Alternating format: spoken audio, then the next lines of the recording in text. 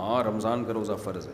اگر واقعی اتنی طبیعت خراب ہو رہی ہے کہ وہ ان کو روزہ توڑنا پڑتا ہے تو پھر نہ رکھیں. اتنی طبیعت خراب ہو رہی ہے کہ دوا کھانی پڑتی ہے تو پھر نہ رکھیں. لیکن پریگننسی میں جو خواتین کو بیماریاں ہوتی ہیں وہ پریگننسی کا حصہ ہے, وہ میڈیکلی بیماریاں نہیں ہیں.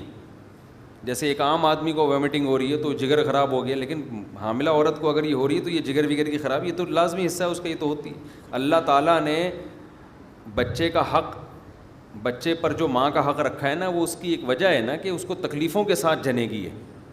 تو یہ تکلیفیں پریگننسی کا حصہ ہیں, کیونکہ اس کو بہت بڑی نعمت ملنے والی ہے. تو اللہ کہتے ہیں اتنی بڑی نعمت مل رہی ہے تو تھوڑی سی ٹینشن دے کے دوں گا, یہ نعمت قدر آئے گی.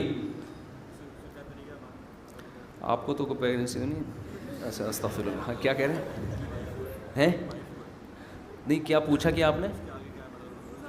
نہیں, اگر روزہ بیماری کی وجہ سے نہیں کوئی خاتون نہیں رکھ پائے تو پھر قضا کرے بعد میں, فدیہ نہیں ہے, قضا کرنی پڑے گی.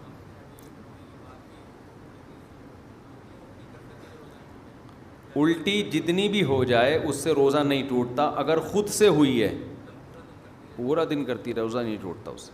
ہاں کسی کو الٹیوں کی وجہ سے اتنی کمزوری ہو جائے کہ وہ خدا نخواستہ اس کے بیمار یا بے ہوش ہونے کا خطرہ ہو تو پھر ORS وغیرہ پلایا جا سکتا ہے بیماری کی وجہ سے اس خاتون کو.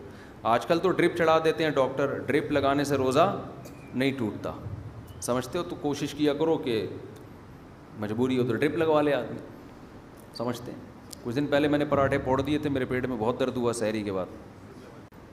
تو میں بہت, جب زیادہ پین ہوا ہے گیس کا نا, ایسیڈیٹی بہت ہو گئی تھی, اس دن ملائی پر بیان بھی بہت زیادہ کر دیا تھا. تو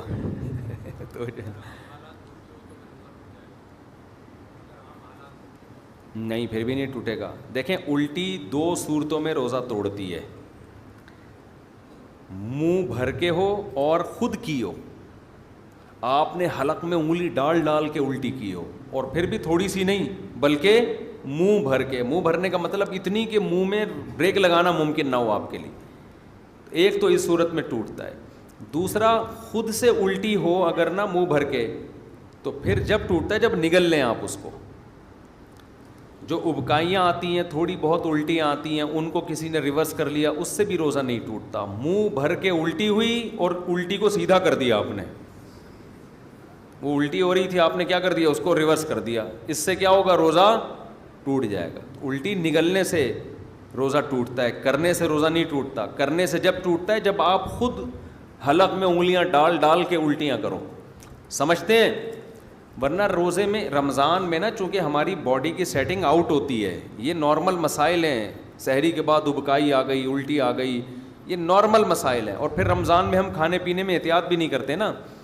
افطاری میں آپ دیکھو اتنی عجیب مختلف ڈیزائن کی چیزیں کھا رہے ہوتے ہیں, ادھر شربت پی رہے ہیں, ادھر پکوڑا کھایا, ادھر سموسے پہ ٹچ کیا تھوڑا سا اس کو, ادھر روٹی بھی تھوڑی سی چکی, ادھر بریانی پہ ہاتھ مارا, ادھر پھر دوبارہ شربت پہ آ گیا, پھر ادھر خربوزہ ٹرائی کیا, پھر ادھر چیکو ٹرائی کیا, پھر چاٹ کھائی, پھر ادھر سے رول اٹھایا. اتنی گچ مچ کہ کبھی پورے سال میں معدے کا یہ سلوک ہم نہیں کرتے. یہ تو رمضان کی برکت ہے, مرنے سے بچ جاتے ہیں, حقیقت ہے. ورنہ اتنی مختلف ڈیزائن کی چیزیں, ادھر ٹھنڈا ادھر گرم, ادھر گرم چاٹ بھی پکوڑا بھی کھا رہے ہیں, ادھر سے فوراً ٹھنڈے شربت بھی پی رہے ہیں, تو وہ گچ پچ عجیب سی چیز بن جاتی ہے معدے کے اندر. پھر مغرب کے بعد جا کے دوبارہ کھانا بھی کھا رہے ہیں. یہ تو شکر ہے عید تک بچے رہتے ہیں. تو رمضان میں لوگ بہت بیمار ہو جاتے ہیں اسی وجہ سے. مرحوم والدین کے ایصال ثواب کے لیے سب سے بہتر تو صدقہ جاری ہے, کہ ایسا کوئی کام کرتے ہیں اس کا ثواب ان کو ہمیشہ ملتا رہے. جیسے صحابی نے عرض کیا میں کنواں کھدوا دوں اپنی والدہ کے لیے, آپ نے فرمایا ہاں. تو کوئی بھی ایسا کام کر دیں. تھر میں پاک ایڈ ویلفیئر ٹرسٹ کا نام سنا ہوگا آپ لوگوں نے, میں ان کے ساتھ بہت سفر کیا, میں نے بہت ہی کے ساتھ یہ لوگ کام کرتے ہیں. یہ لوگ تھر میں کنویں بنواتے ہیں ایسی ایسی جگہوں پہ جہاں واقعی لوگوں کو پانی کی ضرورت ہے. پسماندہ علاقوں میں مکتب اور اسکول بناتے ہیں, بالکل پسماندہ علاقوں میں. آج کل بعض ٹرسٹ ایسے ہیں ان کا شور شرابہ بہت ہے, کام اتنا نہیں ہے جتنی نمائش ہے. میں کسی پہ الزام نہیں لگا رہا, اس میں مخلص بھی ہیں, لیکن ہم لوگ عادی ہیں شور شرابہ دیکھنے کے، شور شرابہ دیکھنے کے. بعض ٹرسٹ ایسے بہت پسماندہ علاقوں میں جا کے بڑا کام کر رہے ہیں وہ، تو آپ جائیں ان کے ساتھ، وہاں اپنی والدہ کے لیے کنواں کھدوا دیں، مسجد بنوا دیں ایسے پسماندہ علاقوں میں. شہروں میں تو سب کے پیٹ ماشاء اللہ بھرے ہوئے ہی ہوتے ہیں عام طور پہ، تو ایسے ہی جگہوں پہ تلاش کریں. نہیں، قبر پکی کروانا حرام ہے، جائز نہیں. ویسے بھی صدقہ کر دیں نا، کسی کو دے دیں تو یہ بھی ثواب ملتا ہے. اچھا، دینی مدرسہ اگر قابل اعتماد ہے، اس کے محتمم پر اعتماد ہے، بڑے مدارس اکثر قابل اعتماد ہی ہوتے ہیں، تو وہاں بھی دے سکتے ہیں صدقہ جاریہ کے طور پر.